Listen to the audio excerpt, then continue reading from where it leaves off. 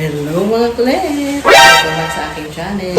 So for today's video, gagawa tayo ng isa na namang flavor ng iced coffee or cold brew coffee. So ang gagawin natin ngayon ay Greek frap. So simple lang ang ating mga ingredients. 3 ingredients lang. Kailangan nyo kape, asukal, at saka gatas. At saka syempre ang ating mahiwagang pang froth. Yan. So, kung nakita niyo yung, or kung napanood niyo yung videos natin kahapon na in-upload ko, pero kung hindi pa, panoorin niyo siya guys, or mga kulets, after nitong video na to, makikita niyo siya sa end screen.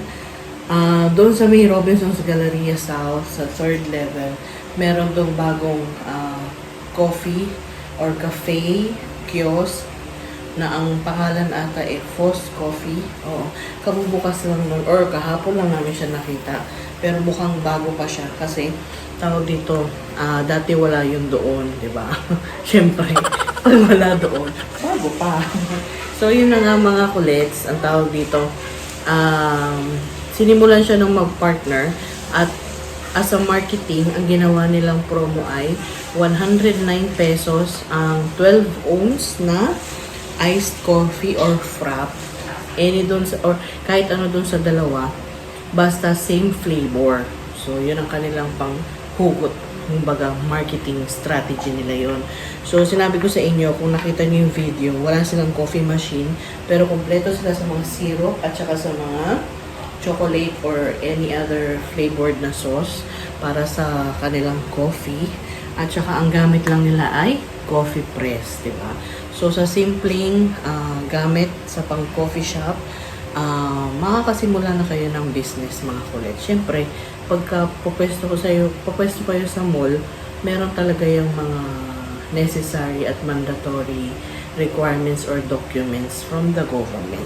Kahit naman sa pwesto, sa ang pwesto, ganun din. So, feeling ko, maliit lang naman yung babayaran nun. Parang sa BIR, tinanggal nila yung registration fee, di ba? Hindi ko lang alam sa mga mayor's permit or sanitary permit o tsaka barangay permit kung magkano.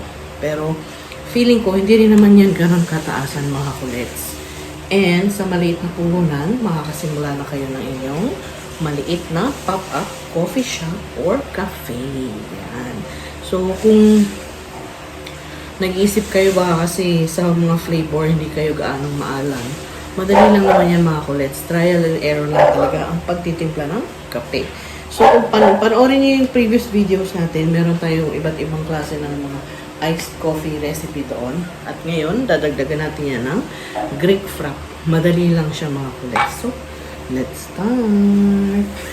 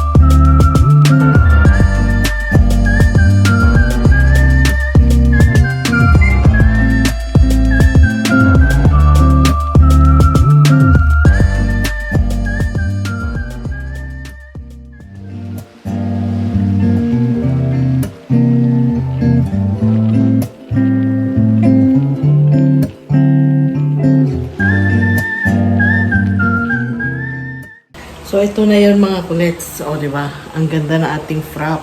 O, di ba? Hindi pa lang tayo marunong mag-design nung ano, sa milk, pero parang meron ng design yung ating ibabaw. Yan. So, kailangan talaga meron kayong frother.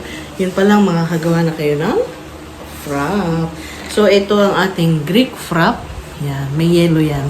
Kung nakikita nyo kung ano may mga dot-dot na yan, yun yung ating ice. So, let's try. Haluin muna natin.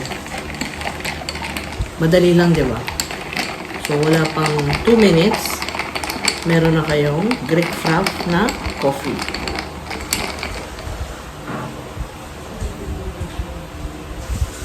Sarap.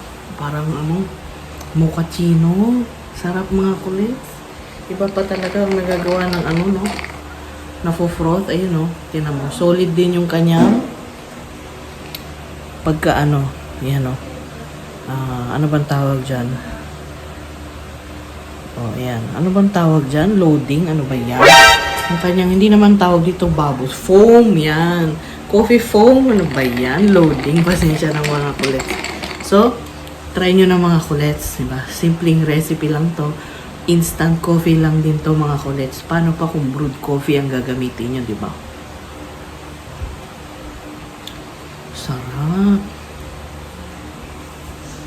Idagdag nyo na to sa flavor ng inyong small business na coffee shop, or kung meron man kayong mga cafe, yan, dagdag nyo na to ang ating Greek frap iced coffee mga kolekt. Greek frap iced coffee. Mig din eh no, nagmo-moist, o diba? Ang ating Greek frap iced coffee. So see you tomorrow mga kolets. Paalam.